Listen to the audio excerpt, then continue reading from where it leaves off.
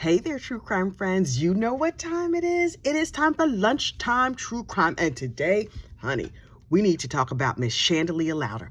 First of all, Chandaliea, was her mother trying to name her Chandelier? Like the light in the ceiling? But it's Chandaliea. But everybody calls her Shandy. So, hey, Shandy girl, how you doing? Because I hear she's out of prison now. But look, first, you have to like the video, subscribe to the channel. You're supposed to hit like on each video. So whenever you go to YouTube, just hit like on the video. It helps the YouTuber out. Thanks so much. So look, Chandaliea was born under unfortunate circumstances, right? Her parents couldn't take care of her. They didn't have any money. And they were like, you know what? We're going to give Miss Shandy a better life. We're going to put her up for adoption. So they put her up for adoption. She's raised on a farm and everything is good. She's out here running around, whatever. But she was like 3 or 4 by the time she got adopted. No problem. That's still plenty of time for you to have a good life. So she's living with her family over there on the farm, and she grows up and she meets a boy when she's like 18 or so, and she's like, clearly he's the miracle of my life. So they get married. Turns out he was not a miracle. So she was like, okay, no problem, no problem. Divorce him. We're going to go on to marriage number 2. That's just a little trial marriage. You know how sometimes you have like yourself like a little trial marriage? She had herself a little trial marriage.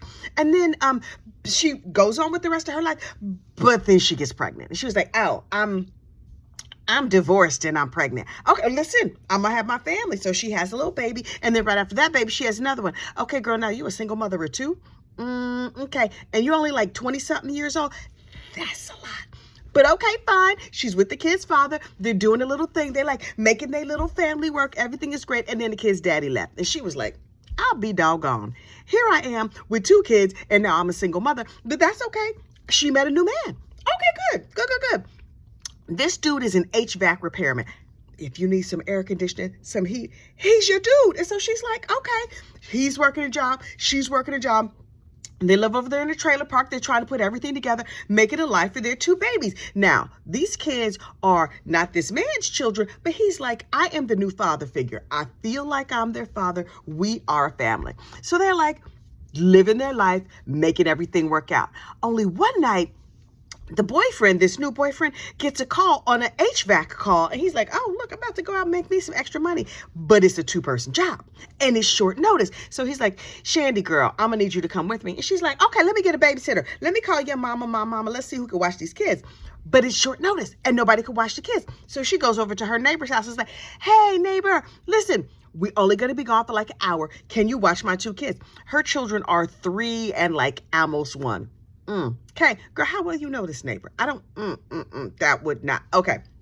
But they need the money, right? And it's only going to take an hour and it's going to be fine. And this neighbor, Jason, he's babysat the kids before. So she's like, okay, that's fine. We'll be gone for an hour. Here's some ho-hos and here's a little extra cash. And please keep an eye on my children. Wait, who was that Mama Luke you have over there in the back, in the background of you? Who's this dude at your house? And so the neighbor was like, oh, that's just a friend of mine. He's staying with me. I'm letting him stay in my extra room. So Shandy was like, okay, we do really need this money. And these people really do need their air conditioners. So we'll be back. So they leave. They're gone for an hour. They come right back. The kids seem fine. Everything seems fine. So she's like, okay, great. This worked out great. A couple days go by and the kid's grandmother is watching them. And the grandmother calls her up like, Shandy girl, me and you got to have a conversation. Something's wrong. Shandy's like, wait, what happened? She's like, I was talking to your 3-year-old daughter. And she said that when she got babysat the other night, somebody touched her inappropriately. Listen, you know Shandy dropped everything, right? She was like, oh, no, I will walk out of this job. I will leave everything I know. Let me go talk to my baby. So she goes and talks to her child. And she's like, hey, baby girl, come in. Come, sit by mama. Tell me everything that happened when you were babysat the other night. Everything. So the little girl was like, well, the dude, the Mama Luke in the background, he touched me in my swimsuit area. And the mother was like, he did what?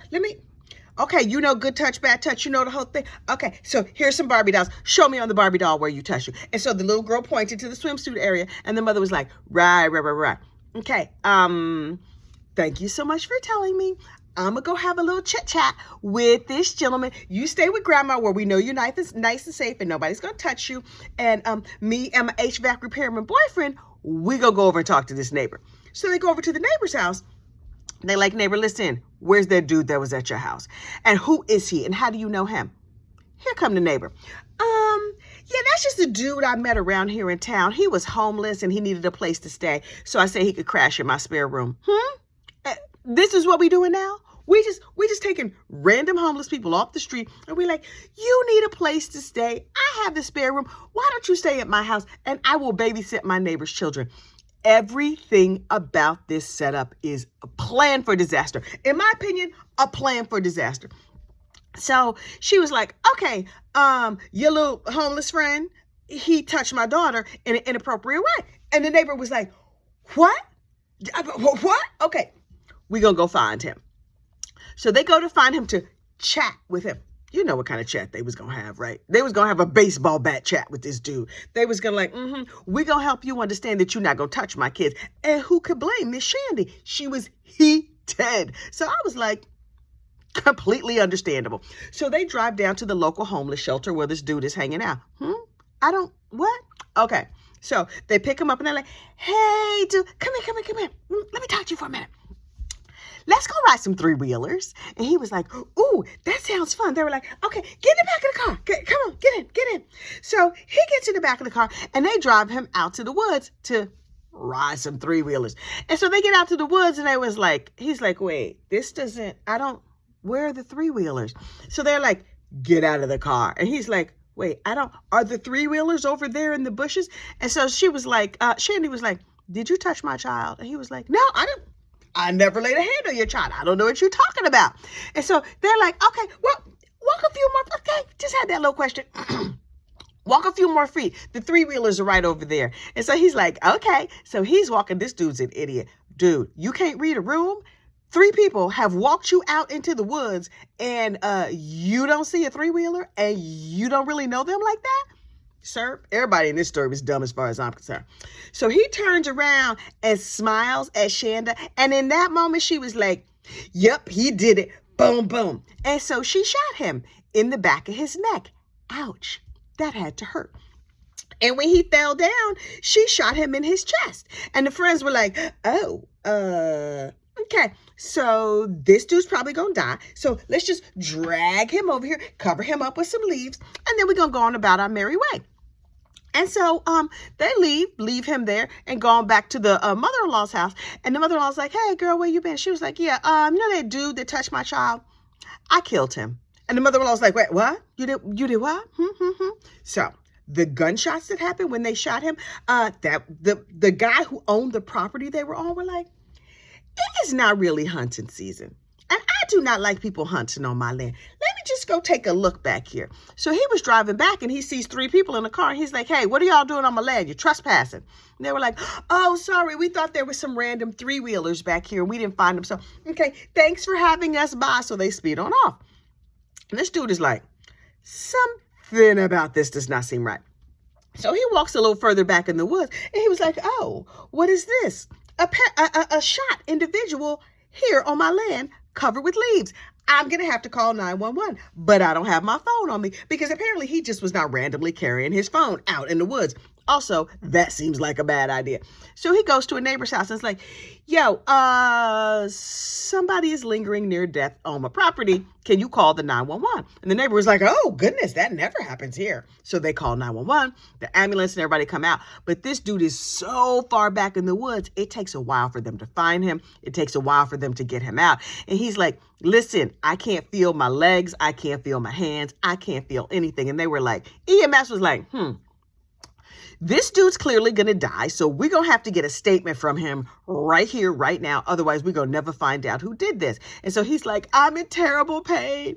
Can you please take me to the hospital? And they were like, sir, what's your name and who shot you and how'd you get here trespassing? And he was like, Jason Sullivan set me up. The kid's mother shot me. And then he passes out. And they were like, okay, who is Jason Sullivan and who's the kid's mother and what's going on? So they take him to the hospital. They get him in surgery and they were like, clearly he's dead. So we just going to have to find Jason Sullivan and figure out who the kid's mother is. So the police are running their little investigation while the surgeons are over here at the hospital. Meanwhile, the mother-in-law calls the cops and was like, hey, my daughter-in-law, she just confessed to shooting somebody who touched her child. I just wanted to let y'all know because I don't want no parts of that. And the cops were like, oh, thanks. Hot tip. Okay, cool. Does she know somebody named Jason Sullivan? And the mother-in-law was like, oh, yeah, Jason Sullivan's her neighbor. The cops were like, well, thank you, ma'am. If there was a reward, we would give you one. But there's not a reward for, thanks for letting us know. So they go over to Shandy and they're like, hey, Shandy girl, did you shoot a dude out in the woods? And she was like, mm-hmm. And I would do it again because you know what he did? He touched my child. You know how I know? She showed me on the Barbie doll. Well, I told her good touch, bad touch. She pointed to the swimsuit area. So clearly I had to exact revenge. What you want from me? How is this even a crime? And honestly, I kind of agree with her. But okay. So they were like, okay, that dude you shot, he didn't die. And she was like, oh, that's unfortunate. And they were like, well, we're going to go to court, but can you at least say you sorry? She was like, sorry, I cannot. I am not sorry that I shot him because he touched my baby. What you want from me? And so they were like, okay, Shandy, we're going to need you to, at least show a little bit more remorse. And she was like, oh, no, thank you. That's not about me. I'm not about that confessing life. I'm not about that. Sorry. I am about that confessing life. I'm not about that I'm sorry life because he had it coming. And so the cops are like, right. Okay, so you're pleading guilty? She's like, yeah, whatever you need me to do, then that's fine. So they were like, okay, can you point us in the direction of Jason Sullivan, your neighbor, and your boyfriend? So Jason Sullivan is like, look, I said I would babysit. I did not know I was going to be involved in a murder or near murder or whatever. And the cops were like, good news, he's not dead. And Jason was like, great, so I can go home? And they were like, no. He's paralyzed from the neck down. And so according to him, after he was able to like regain consciousness, get his surgery, whatever, not be paralyzed. I mean, he was paralyzed. He remained paralyzed for the rest of his life. He was only 18 years old when this happened. Yikes. So they were like, he was like, I did not touch that girl, which if he had, do you think he would confess? I don't know who I believe here. The 3-year-old said there was a bad touch happening. The perpetrator, the alleged perpetrator was like, I didn't do nothing. And they were like, also, Jason, how did this stranger have an opportunity to touch my child? And Jason was like, oh, a neighbor needed my help with some furniture. And so I left, I know I was babysitting your 3-year-old and your 1-year-old, but I left him alone for like 10, 15 minutes with the kids while I went to help a neighbor. I was only gone for a minute. What? Listen, the fact that she didn't shoot Jason, I was like, well, that's a tribute to her as a mother. Okay. Because I would have shot everybody. And they said, Shandy's story was, it was unplanned. We was just going to go talk to him out in the woods with guns in our pockets. Okay. The neighbor, Jason, was like, nah, they showed up at my house with guns. I thought they was going to kill him. That sounds about right to me. Because wouldn't you? Okay. So everybody confessed. They were like, look, he's still alive. Why do we even have to do prison time? He touched my child. And so they were like, okay, that's not the way the law works. And they were like, oh, we didn't realize. We thought you could just like randomly shoot people who did you wrong because he did my baby wrong. He touched my child. What you want from me? And so the district attorney was like, okay, to reiterate, you cannot shoot people just because they did you wrong. And she was like, well, okay, but it's done now. And they were like, dang, if we put this before a jury, everybody in this community is going to be like, let's get this straight. A random stranger from out of town who was homeless came and touched your innocent child. Not guilty. Jury nullification. So they were like, let's see if we can't get a plea out of this because nobody going to convict these people. So everybody confessed and they were like, okay, I'm going to take my time. So the boyfriend got 10 years. Okay. The neighbor took 5 years. Nobody is serving their full time on this, right? And then Shandy got 10 years as well. And she was like, yeah, I'll have no regrets. What you want from me?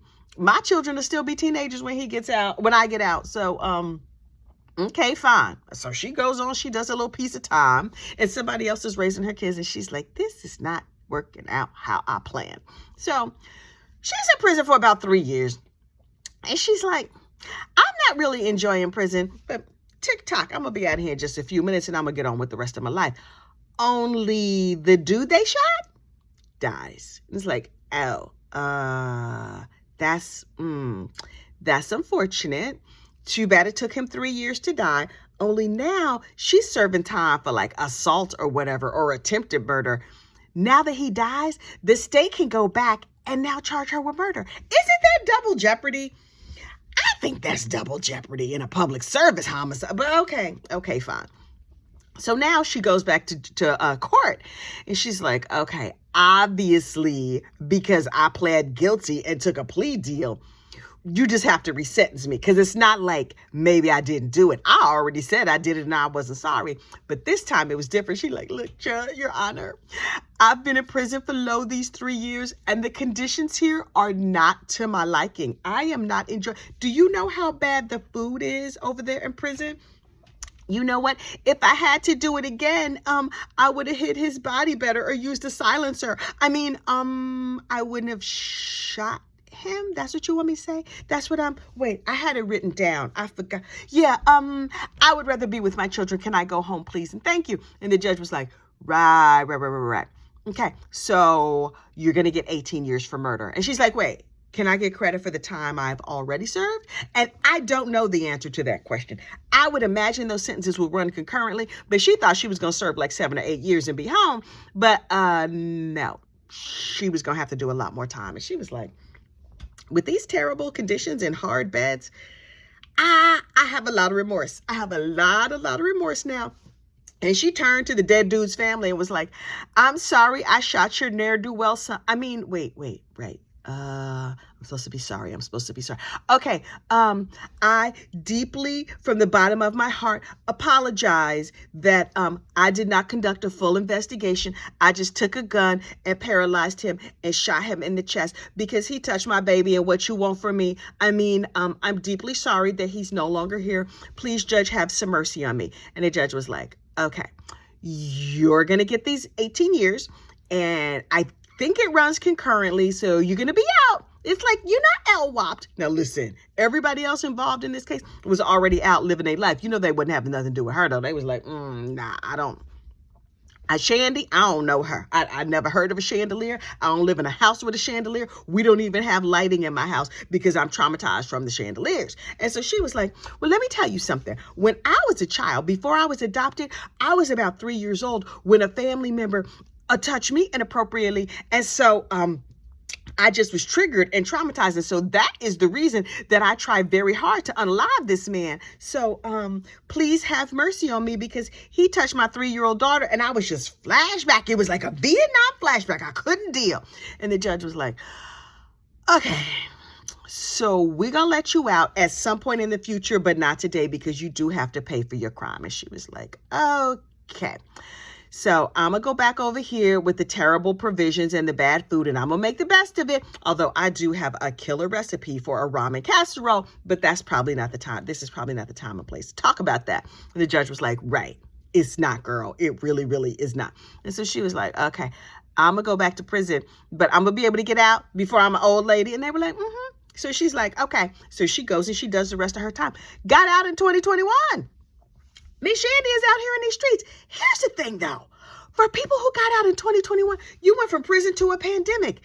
That seems unfortunate. Although, I imagine they rocked the pandemic. They were like, locked in the house. This ain't nothing. I'm used to being locked in a cell. The beds are soft. You know they have memory foam on mattresses now? What? They got them a memory foam mattress with an adjustable bed. Nobody could get a job. And then when jobs open back up, everybody was hiring. You have 18-year blank spot on your resume. No problem. You can flip these burgers. Please come on in. You could be a receptionist. No problem. So in a way, if you got out right at the heels of the pandemic, it might not have been that bad for you. Okay, so anyway, that's completely beside the point. Miss Shandy is out here in these streets. Her daughters are now all grown up. Hopefully, they had no more trauma in their life, aside from my mom was in prison the whole time I was a baby, the whole time I was growing up. But everybody's living happily ever after, except for the dead dude. He's still dead. But if he touched the kids, like public service homicide. I'm just saying, I'm not saying it's right. We here at Gossip Rumor and Innuendo do not advocate for unaliving people. But if they touch your kids, then they taking their chances. What you want from me. Okay, I will see you back here tomorrow for more lunchtime true crime. You have a great day. Bye.